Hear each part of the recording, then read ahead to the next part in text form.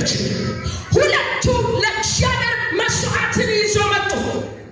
አቤል በግ እረኛ ነው፣ ቃኤል አራሽ ነው። ሁለቱ የራሳቸው ብልድ ስራ አላቸው፣ የራሳቸው አደራረግ አላቸው። ነገር ግን ሁለቱም ወደ እግዚአብሔር መስዋዕትን አቀረቡ ነው። ሁለቱ ካቀረቡ በኋላ ቃኤል ባቀረበው ነገር ላይ እግዚአብሔር አልተቀበለው ነበር። እግዚአብሔር ምን አላደረገ? አልተቀበለው ነበር።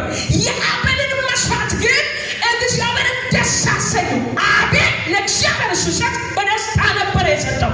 በጣም ውስጡ ደስ ብሎት፣ በጣም ከመልካም ነገር፣ በጣም ከሰባ ነገር ለእግዚአብሔር ነበር የሰጠው።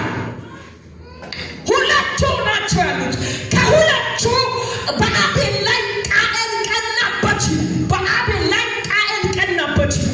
ከቀና በኋላ ምን አደረገው? ምዕራፍ 4 ጀምረን ነው ይሄን ቃል የምናየው። ከቀና በኋላ እንደሱ ያለ ወደ ሜዳ እንውጣለና አቤልን ገደለው። አቤልን ገደለው። አሁን በምድር ላይ የቀረው የማን ወገን ነው? የሰው ወገን ነው የቀረው። የእግዚአብሔር ወገን ሆኖ የሚኖረው አቤል ነበረ። ተነስቷል፣ አልቋል፣ አክትሟል። እግዚአብሔር ወገኔ ነው የሚለው ሰው በምድር ላይ አልነበረ። የኔ ነው፣ የኔ ስራ ይሰራል፣ የራሴ ነው የሚለው ሰው አልነበረ። ቃኤል ከመግደሉ የተነሳ ብቻ ሳይሆን ለእግዚአብሔር እንደዚህ ያለ፣ አቤል ወዴት ነው ባለ ጊዜ እንደዚህ ያለ፣ የታቅልሃል እኔ የአቤል ጠባቂ ነኝ። የማን? የአቤል ጠባቂ ነኝ አለ።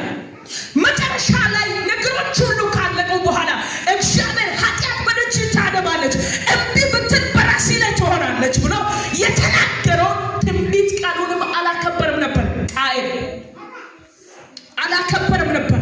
ስለዚህ በጣም ስሙ።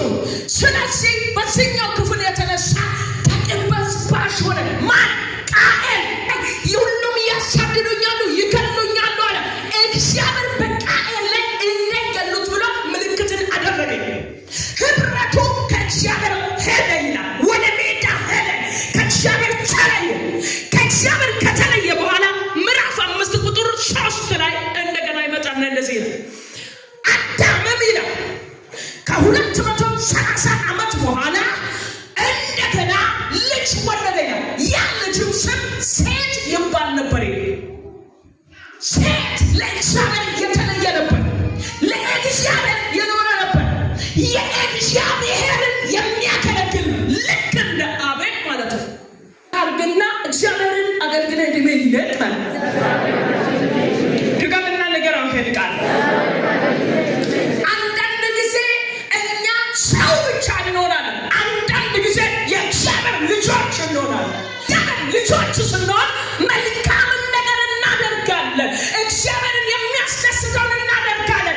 እግዚአብሔርን መልካም ነገር በእግዚአብሔር ፊት ደስ የሚያሰኘውን እናደርጋለን። እዚህ ጋር መጣና ሴትን ከወለደ በኋላ ሴት ለማን የተለየ ሆነ? ለእግዚአብሔር የተለየ ሆነ።